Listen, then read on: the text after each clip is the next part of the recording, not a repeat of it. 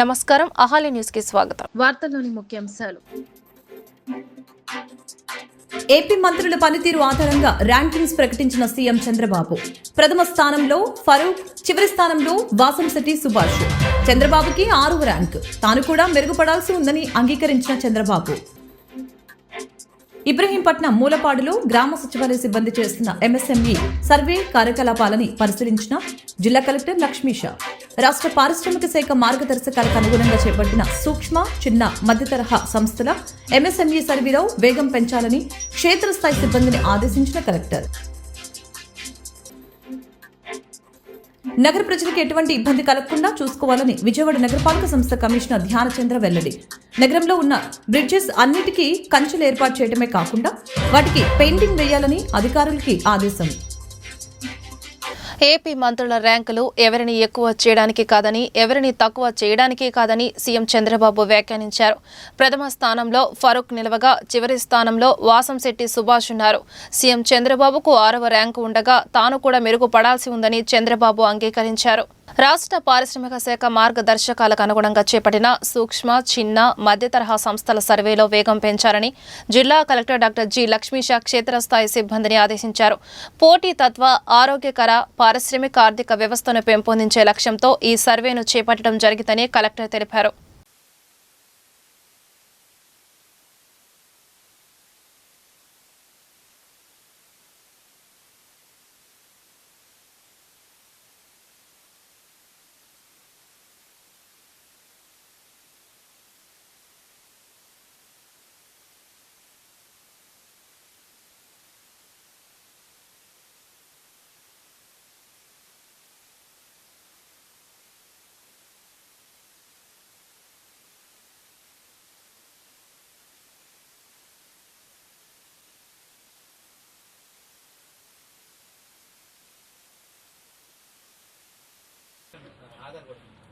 One dash.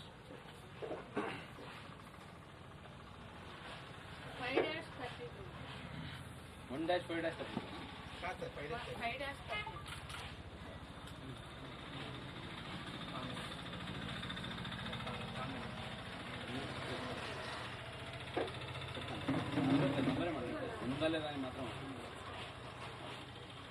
Black ఏంటంటే ప్రకారంగా నగర ప్రజలకు ఎటువంటి ఇబ్బంది కలగకుండా చూసుకోవాలని విజయవాడ నగరపాలక సంస్థ కమిషనర్ ధ్యానచంద్ర అన్నారు.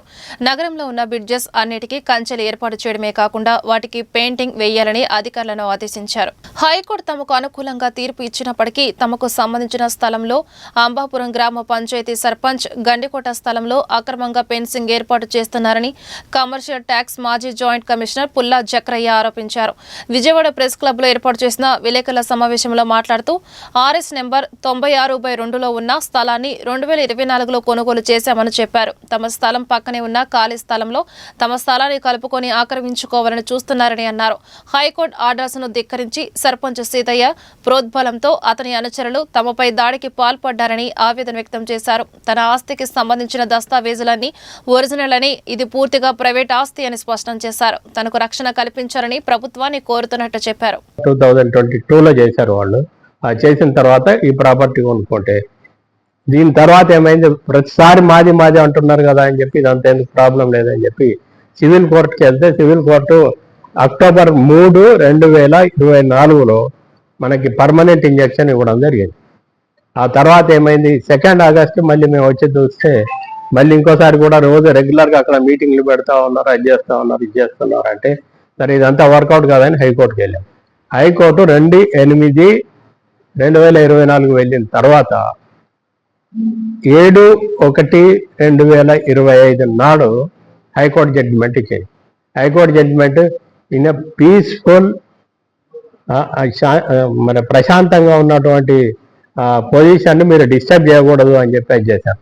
అయితే ఆ మధ్య పీరియడ్ ఏదైతే ఉందో ఆగస్టు నుంచి 2025 జనవరి 7 వరకు ఉన్న పొజిషన్లో ప్రతిసారి వీళ్ళని ఇన్ఫర్మేషన్ అడిగితే మరి వీళ్ళు కౌంటర్ ఫైల్ చేశారు.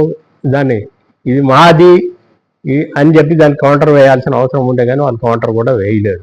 అంటే వీళ్ళు కౌంటర్ వేయలేదు కాబట్టి without going to the merits of the case వాళ్ళని డిస్టర్బ్ చేయకుండా మీకేమైనా ప్రొసీజరల్ థింగ్స్ ప్రకారంగా దేశంలో కులమతాల భేదాలను నిర్మూలించడమే విశ్వం ఫౌండేషన్ లక్ష్యమని విశ్వం ఫౌండేషన్ అధ్యక్షుడు విశ్వం తెలిపారు. గాంధీనగర్ ప్రెస్ క్లబ్ నందు నిర్వహించిన మీడియా సమావేశంలో ఆయన మాట్లాడారు.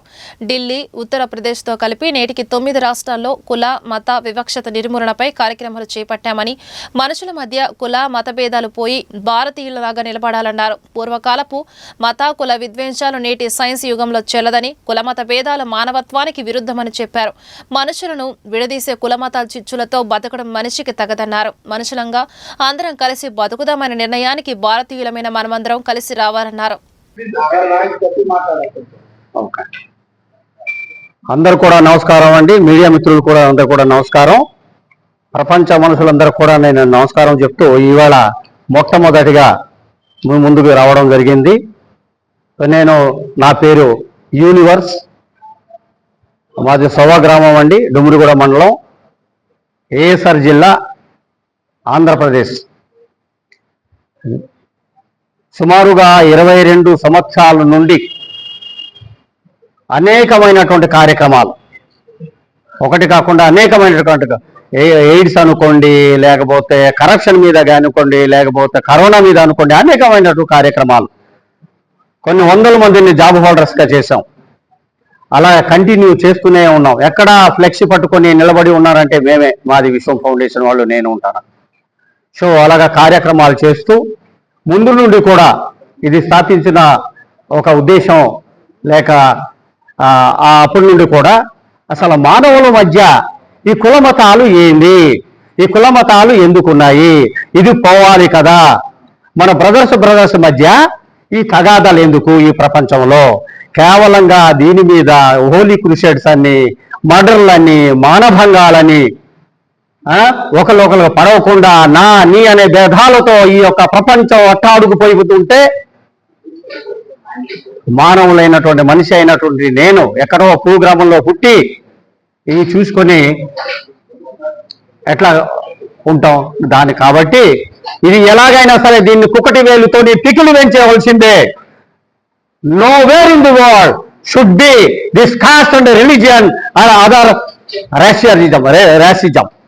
ఇది ఉండకూడదు అని ఒక కంకణం కట్టుకొని సుమారుగా 9 రాష్ట్రాల్లో తిరిగి ఉన్నాను. ఇప్పటికి 9 రాష్ట్రాలు, ఢిల్లీతో సహా, యూపీతో సహా తిరుగుతూ ఉన్నాం, కార్యక్రమాలు చేస్తూనే ఉన్నాం. ఇది పోయే వరకు మనం అందరూ కూడా కృషి చేయాల. ప్రజలారా, ఇది ఉంటే ఈ యొక్క అగ్నిగుండంలో మాడి మసి అయిపోతావు, జాగ్రత్త. ఇది ఇప్పుడు నుండే, ఈ రోజు నుండే మనం మారాలా, మనం మారిపోవాలా. ఒక ఇండియన్ మాత్రమే ఉండాలా, ఇండియన్ సిటిజన్ మాత్రమే. Know where this cost and religion or anything else. దీని ఉంటే గానీ మానవత్వానికి అది తగదు, మనిషికి తగదు. ఈ ప్రపంచంలో మనిషి ఎక్కడైనా జీవించవలసిందే. కృష్ణా, గుంటూరు జిల్లాల పట్టభద్రుల ఎమ్మెల్సీ అభ్యర్థిగా ఆలపాటి రాజేంద్ర ప్రసాద్ నామినేషన్ వేశారు. ఈ సందర్భంగా నగరంలోని శ్రీ వెంకటేశ్వర విజ్ఞాన మందిరం నుండి కలెక్టర్ కార్యాలయం వరకు భారీ ర్యాలీ నిర్వహించారు.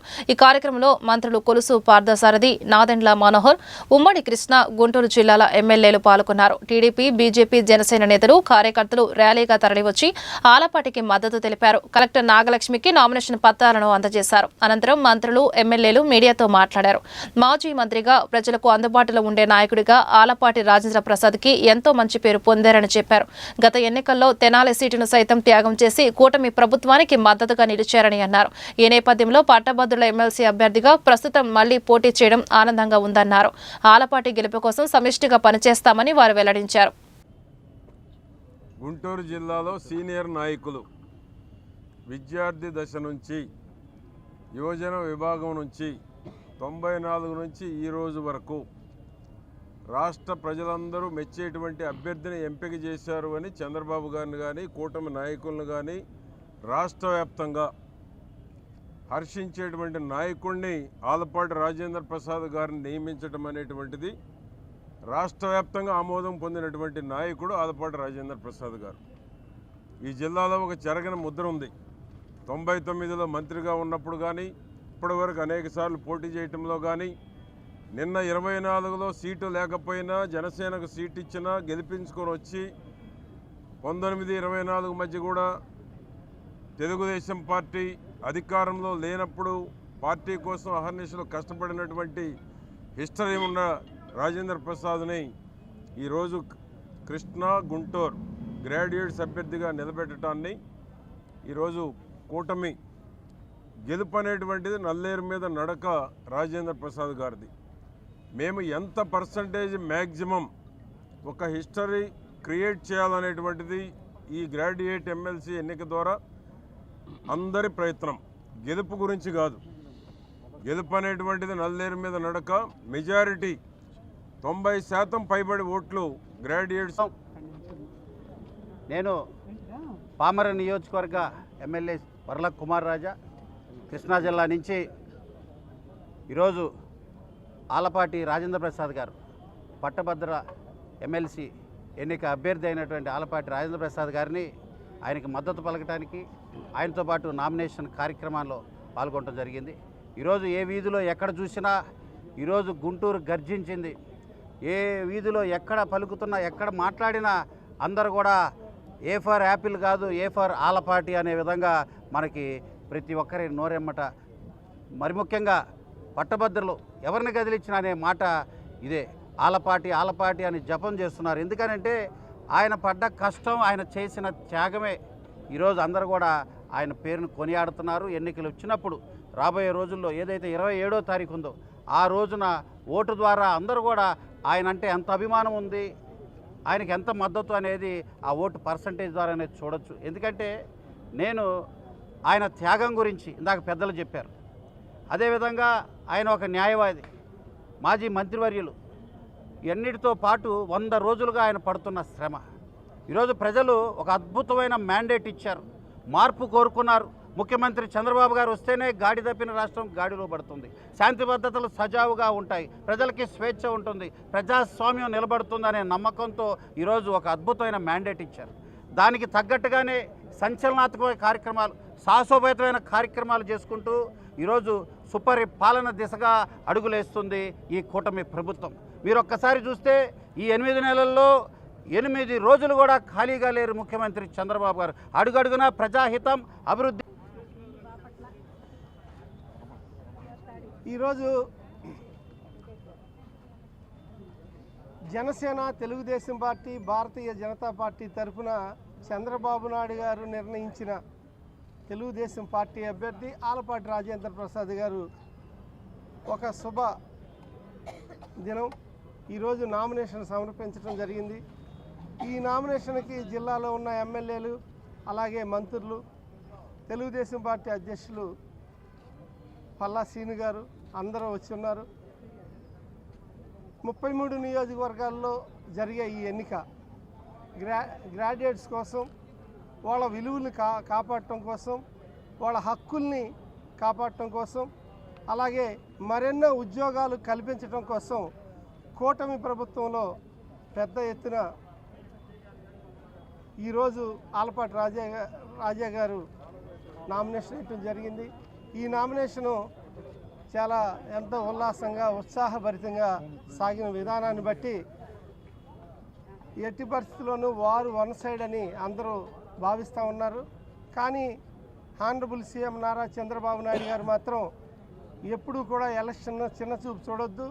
ప్రతి ఒక్క కార్యకర్త కూడా ఎవరైతే ఓట్లు ఉన్నాయో వాళ్ళ నియోజకవర్గాల్లో ఒక్క వ్యక్తిని 10 సార్లు కలిసి కనీసం 80% ఓట్లు మన కూటమి పడేటట్లుగా పెద్ద మెజార్టీతో ఆలపాటి రాజేంద్ర ప్రసాద్ గారిని గెలిపించేటట్లుగా చేసే ప్రయత్నం, ఆ ప్రయత్నంలో మేమందరం కూడా మా బాపట్ల నియోజకవర్గంలో 6,262 కులగణన చేసి ఆ వివరాలు బయటికి వస్తే బీసీలు నిలదీస్తారనే భయంతో ఆ నివేదికను నాడు వైసీపీ తొక్కిపెట్టిందని, ఇప్పుడు తెదేపా అసలుకే మోసం చేస్తూ కులగణనపై నోరు మెదపట్లేదని బహుజన సమాజ్ పార్టీ రాష్ట్ర కోఆర్డినేటర్ మరియు retired DGP doctor Bujjavarapu Purnachandrarao అన్నారు. గురువారం విజయవాడలో ఏపీ బీసీ సమన్వయ కమిటీ ఆధ్వర్యంలో నిర్వహిస్తున్న 2 రోజుల బీసీ సమన్వయ కమిటీ రాష్ట్ర స్థాయి కార్యవర్గ సమావేశం శిక్షణ కార్యక్రమంలో మాట్లాడుతూ, నాడు వైసీపీ చేయించిన కులగణన రిపోర్ట్లో నిప్పులాంటి నిజాలు బయటికి వస్తే బీసీలకు జరిగిన అన్యాయాలు తేలుస్తామని, దానితో రెడ్డి ప్రభుత్వం ఉనికి ప్రమాదంలో పడుతుందనే భయంతో వైసీపీ రిపోర్ట్ బయట పెట్టలేదని అన్నారు. Retired DGP, Bahujan Samaj party state coordinator. అయితే ఈ రోజున మీ ద్వారా ప్రజలకు తెలియజేసేది ఏంటంటే ఈ ఉన్నటువంటి పాలక పార్టీలు మరి ప్రతిపక్ష వైసీపీ పార్టీ బీసీలకి ఎంత అన్యాయం చేస్తుంది అనే దృష్టితో మేము బీసీల కులగణన ఉద్యమం గురించి బీసీ సమన్వయ కమిటీని ఒకటి ఏర్పాటు చేశాం. ఈ బీసీ సమన్వయ కమిటీ రాష్ట్ర స్థాయిలో అలాగే జిల్లా స్థాయిలో కూడా ఈ కమిటీలు ఏర్పాటు చేయటమే కాకుండా మరి ఆఫీస్ బేరర్స్ అటు జిల్లా నుంచి వచ్చినటువంటి చైర్మన్లు కన్వీనర్లు అలానే రాష్ట్ర స్థాయిలో కూడా చైర్మన్ అంగడాల పూర్ణచంద్రరావు గారు మరి బీసీ రమణ గారు ఆయన కన్వీనర్గా ఉన్నారు. వీరందరితో కలిపి ఈ రోజున ఈ 2 రోజుల పాటు ఇక్కడ కృష్ణానది తీరాన శిక్షణా తరగతులు నిర్వహిస్తున్నాం. బీసీలకి చారిత్రకంగా ఎంత అన్యాయం జరిగింది, ఇంకా ఎలా జరుగుతుంది, ఇలాగే కనుక బీసీలు పడి ఉంటే ఎప్పటికైనా సరే మరి వెనకబడిన తరగతులు ఇంకా మరింత వెనక్కి నెట్టివేయబడేటువంటి పరిస్థితి ఉందని చెప్పి ఈ రోజున ఈ కార్యక్రమాలు నిర్వహించాం. అయితే ముఖ్యంగా చెప్పాలంటే మా బీసీలకు ఆంధ్రప్రదేశ్లో జరిగే అన్యాయం ఒక పక్కన మనం తెలంగాణలో చూడండి, తెలంగాణలో కులగణన చేశారు. ఆ రిపోర్ట్ని సర్వే రిపోర్ట్ని మరి అసెంబ్లీలో కూడా పెట్టారు. మోడీ ప్రభుత్వం మరి క్యాస్ట్ సెన్సస్ మీద ఏ రకమైనటువంటి చర్యలు తీసుకుండా కిమ్మనకుండా కూర్చుంది. Most probably caste census Modi ప్రభుత్వం చేపట్టకపోవచ్చు. సడన్ గా ఒక అర్ధరాత్రి నిర్ణయాలు తీసుకుని సెన్సస్ కి మేము ఉత్తర్వులు ఇచ్చాం, సెన్సస్ చేసుకోండి అంటారు. అప్పటికి అసలు సమయం మించిపోతుంది. ఎవరు కూడా ఉద్యమం రూపంలో ఎదిరించేటువంటి పరిస్థితి లేకుండా మరి బీజేపీ ప్రభుత్వం జాతీయ స్థాయిలో వ్యవహరిస్తుంది. రాహుల్ గాంధీ క్యాస్ట్ సెన్సస్ చేయాలని చెప్పడం ద్వారా మరి అక్కడ తెలంగాణలో జరిగింది క్యాస్ట్ సెన్సస్. అవకతవకలు ఉన్నాయి, తప్పులు తడకలు ఉన్నాయని అక్కడ ఇంకా బీసీలు ఇంకా ఉద్యమిస్తున్నారు. మరి ఓ పక్కన తెలంగాణ మన పక్క రాష్ట్రంలో బీసీ ఉద్యమం అంత ఉవ్వెత్తునుంటే మన ఆంధ్రప్రదేశ్లో పరిస్థితి చూడండి. 2 కులాల మధ్య నలిగిపోతున్నది ఈ రోజున ఆంధ్రప్రదేశ్లో. అందరూ పాత్రికేయ మిత్రులకు ఇక్కడికి ఇచ్చేసినటువంటి పెద్దలందరికీ కూడా నమస్కారాలు తెలుపుకుంటున్నా. నా పేరు అంగడాల పూర్ణచంద్రరావు. ఆంధ్రప్రదేశ్ బీసీ సమన్వయ కమిటీ చైర్మన్గా పనిచేస్తా ఉన్నా. ఈరోజు రేపు 2 రోజుల పాటు ఈ పున్నమి ఘాట్లో కృష్ణానది ఒడ్డున బీసీ నాయకులందరూ కూర్చొని ఒక కార్యాచరణ రూపొందించుకోబోతా ఉన్నాం బీసీ సమన్వయ కమిటీ ద్వారా. ఈ బీసీ సమన్వయ కమిటీ ఏ పార్టీకి అనుబంధంగా కానీ ఏ పార్టీకి విరోధంగా కానీ లేదు. అలానే ఏ సంఘాలతో కూడా అన్ని సంఘాలనే కలుపుకొని బీసీ సంఘాలు, ఎస్సీ సంఘాలు, ఎస్టీ సంఘాలు, మైనార్టీ సంఘాలను కూడా కలుపుకొని అలానే అన్ని రాజకీయ పార్టీలో ఉన్నటువంటి బీసీ, ఎస్సీ, ఎస్టీ, మైనార్టీ సోదరులు నాయకులందరినీ కలుపుకొని ఒకే ఒక ఏజెండాతో అదే బీసీ కులగణన, సమగ్ర కులగణన ఈ రాష్ట్రంలో జరగాలని, ఏ కులం ఎంతమంది ఉంటారో మేము ఎంత ఉన్నామో మాకంత వాటా రావాలనే ఉద్దేశంతో మేము ఈ బీసీ సమన్వయ కమిటీ పనిచేస్తా ఉంది. అందులో భాగంగానే ఈ 2 రోజుల పాటు ఇక్కడే ఉండి అన్నిటి విషయం మీద చర్చించుకొని ముందుకు వెళ్తా ఉన్నాం. ఈ బీసీ సమన్వయ కమిటీ ఏర్పాటి 3 నెలల్లో ఈ రాష్ట్రంలో ఉన్నటువంటి అన్ని జిల్లాలలో కూడా 26 జిల్లాల్లో కూడా నేను మా కన్వీనర్ గారు రమణ గారు అందరం కలిసి ప్రతి జిల్లాలో కూడా కమిటీలు వేసుకోవటం అయింది. ఆ కమిటీలే ఈరోజు ఆ కమిటీల్లో ఉన్నటువంటి చైర్మన్, కన్వీనర్ ఇక్కడ ట్రైనింగ్ పొందుతూ ఉన్నారు. అలానే రాష్ట్ర కమిటీగా 33 మంది మేము రాష్ట్ర కమిటీగా ఉన్నాం.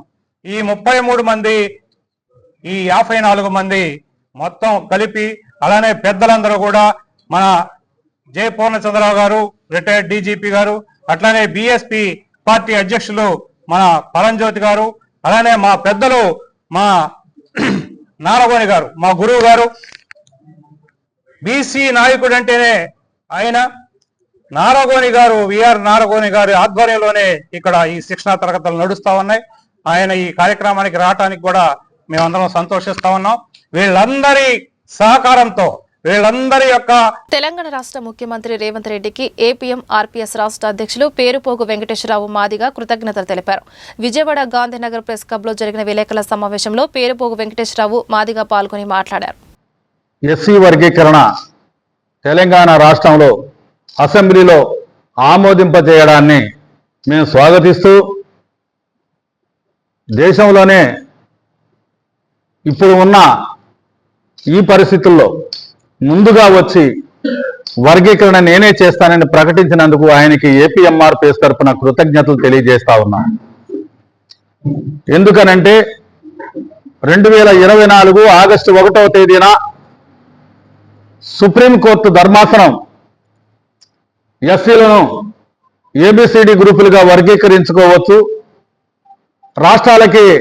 రాష్ట్రాలు చేసుకునే అధికారాన్ని ఉందని చెబుతూ రిజర్వేషన్ల వర్గీకరణ అంశాన్ని సుప్రీంకోర్టు ఎప్పుడైతే తీర్పునిచ్చిందో తెలంగాణ రాష్ట్రంలో మొట్టమొదటిగా నేనే అమలు చేస్తానని చెప్పి ఏకసభ్య కమిషన్ వేసి క్యాబినెట్లో తీర్మానం చేసి, అదేవిధంగా గత 3 రోజుల క్రితం తెలంగాణ అసెంబ్లీలో ఎస్సీ వర్గీకరణ గ్రూపుల వారీగా ఏబిసిడిగా విభజిస్తూ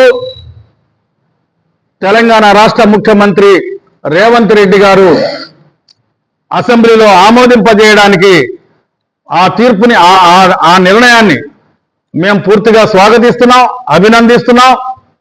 ఆయనకి ప్రత్యేక కృతజ్ఞతలు కూడా మేము తెలియజేస్తా ఉన్నాం.